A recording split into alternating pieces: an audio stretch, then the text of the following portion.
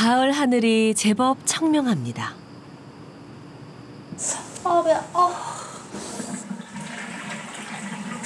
하지만 여기 복통 때문에 며칠째 두문불출인 상희 씨. 원래 장이 약한 편이긴 했어도 이 정도는 아니었는데 며칠 전 응급실에 다녀와야 했을 만큼 배가 심하게 아픈 뒤로 통증이 완전히 가시질 않아 고생입니다. 하루 걸러 한 번씩 배가 이렇게 자주 아프더라고요. 그래서 배가 아프면 화장실을 한 5-6번은 가는 것 같아요. 일상생활이 많이 힘든 편이에요. 화장실을 몇 차례나 드나든 걸까?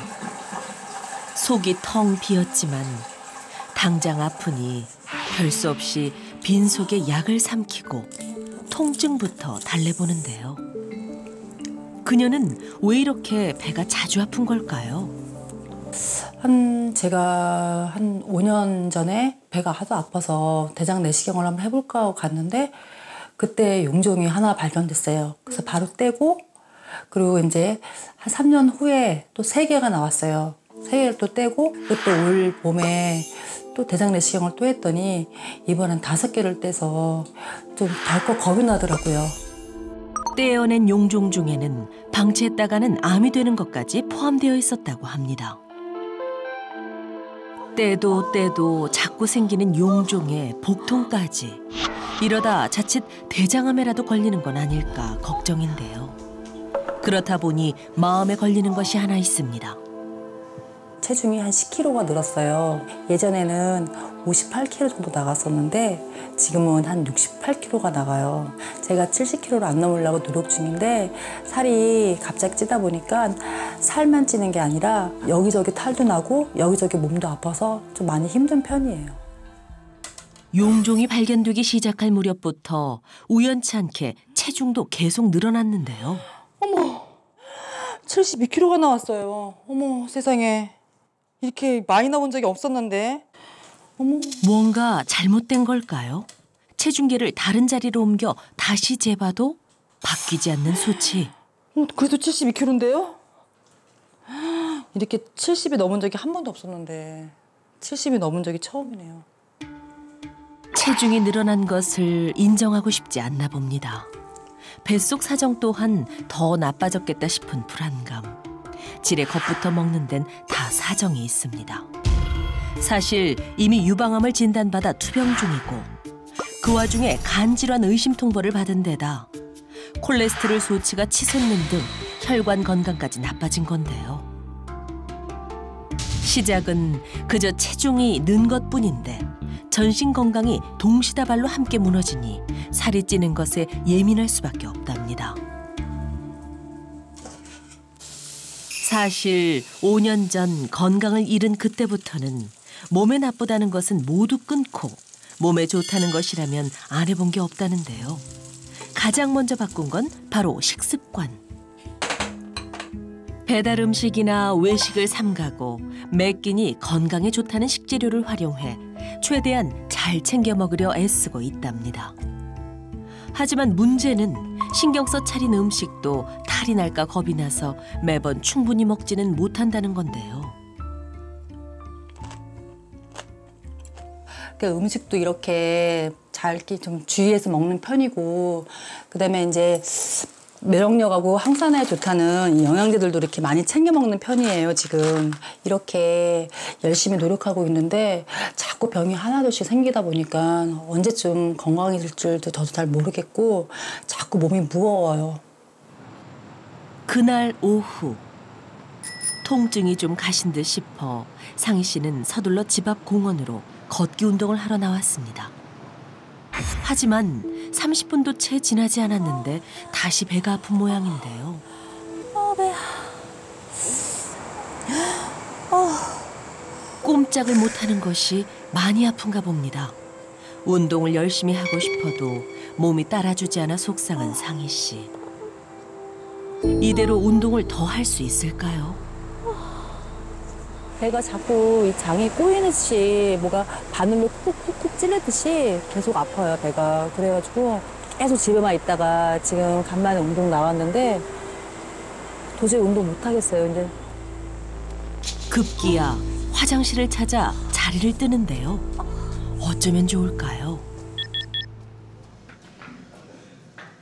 상희 씨를 다시 만난 곳은 서울의 한 찜질방입니다.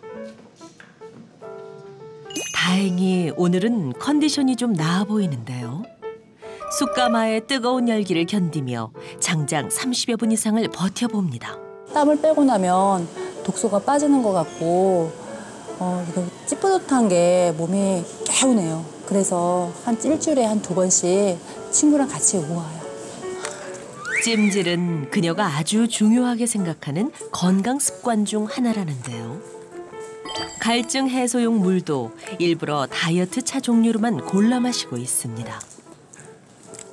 땀 빼고 나오면 시원한 콜라 한 잔 마시고 싶은데 그러니까 건강에 안 좋다 보니까 탄산음료를 딱 끊었거든요. 녹차나 뭐 옥수수 수염차 같은 걸 수분을 채우기 위해서 좀 많이 마시고 있는 편입니다. 뭐 하나 허투루 먹거나 마시지 않겠다는 굳은 마음가짐으로 지내온 지난 5년. 그리고 오늘도 상희 씨는 자신을 괴롭히는 염증, 독소, 그리고 살까지 모두 다 없애고 싶은 간절함으로 이 열기를 견디고 또 견디는데요. 건강이 이렇게 제 앞길을 막을 줄을 몰랐어요. 그래서 좀 많이 속상하고 제 건강이 언제쯤 괜찮아질 건지 그것도 막막하고 많이 좀 속상해요. 한다고 하는데도 나아질 기미가 없는 건강. 어떻게 해야 건강을 되찾을 수 있을까요? 한편 상희 씨와 비슷한 나이에 같은 건강 문제로 고민했던 또 다른 여성이 있습니다. 그녀의 사연은 무엇일까요? 경기도 일산의 한 스튜디오에서 만난 올해 53세 노선영 씨. 반백살 넘은 여성이 다른 악기도 아닌 드럼에 도전한 게 참 독특해 보이는데요. 일단은 이 드럼이 몸을 사용하기 때문에요. 정말 운동에 도움이 많이 되는 것 같아요. 보통 엄마들이 보면 여기 많이 늘어지잖아요. 보면 늘어지는데 이게 그 근육을 쓰게 돼 있어요. 아무래도 힘을 줘서 하다 보니까. 그래서 한 곡만 쳐도 온몸에 등에 다 땀이 나고 정신이 멍할 정도로 굉장히 칼로리 소모가 돼요. 매혹적인 건강미를 뽐내는 선영 씨. 50대 드럼 여신으로 불리며 앞선 상희 씨와는 전혀 다른 삶을 살아가고 있지만 그녀 역시 10년 전만 해도 건강이 좋지 않았답니다. 2010년도 초반까지는 거의 한 80kg대를 계속 유지하고 살다 보니까 완전히 몸이 망가져 있었는데요. 그때 생각해보면은 뭐 두통도 있었고 방광염에 뭐 위염에 장도 설사랑 막 변비랑 반복 장 트러블도 있었고 또 피부가 많이 가렵고 건조했던 것 같아요. 지금보다 무려 25kg이나 더 많이 나가는 몸으로 10년이 넘는 세월을 버텼다는데요. 과체중이던 당시의 기록을 보면 염증 수치와 간 수치가 정상보다 높았습니다. 그러다가 위염이 한번 생겼었는데 그게 아무리 병원 가서 항생제를 먹고 내시경을 하고 하는데도 낫질 않더라고요. 너무 걱정이 되고 잠도 안 오고 이거 어떡하나 이러다가 내가 혹시 위암이라도 걸리는 게 아닌가 하는 그런 두려움이 더 컸던 것 같아요. 위기를 느끼고서야 건강을 챙겼고 그러자 과거 어느 때보다도 오늘이 가장 젊고 예쁜 선영 씨. 와, 쌤 밥 먹어야. 그런데 점심 식사로 기름진 중국 음식을 먹을 모양인데요. 비만으로 인한 각종 질병에서 겨우 벗어났다는 사람치고 주저함 하나 없이 참 잘도 먹습니다. 먹고 나면 대부분 끝나고 나서 또 같이 야식도 먹고 뭐 수업 후에 밥도 먹고 하는데 평소에 이렇게 보통 기름진 것도 이렇게 많이 드시는데 어떻게 이런 몸이랑 또 건강을 잘 유지하시는지 참 잘 모르겠고 참 대단하신 것 같네요. 남은 짜장 소스까지 싹싹 긁어먹는데요. 이래도 될까 싶을 만큼 맛있게 먹는 선영 씨. 대체 두 사람에게는 어떤 차이가 있는 걸까요? 선영 씨에겐 있고 상희 씨에게는 없는 무언가가 존재하는 걸까요? 무엇이 문제인지 상담을 위해 병원을 찾은 신상희 씨. 확인이 필요했던 간을 포함해 몇 가지 검사를 진행했습니다. 네, 오늘 검사 결과를 볼게요. 네네. 네, 초음파상에서도 지방간이 있으세요. 즉 간 수치가 높은 것은 지방간에 의한 것으로 보이고요. 이게 콩팥인데요. 콩팥과 비교했을 때 간 색깔은 같은 색이라 해야 되는데 콩팥 색깔보다 좀 밝잖아요. 이게 지방간이 있다는 표시이거든요. 나아진 것 없이 병명만 더 늘자 실망감을 감추지 못하는 상희 씨. 이제 지금 체수분 분석을 좀 보면요. 네네. 현재 정상인보다 수분이 부족한 상태로 나오거든요.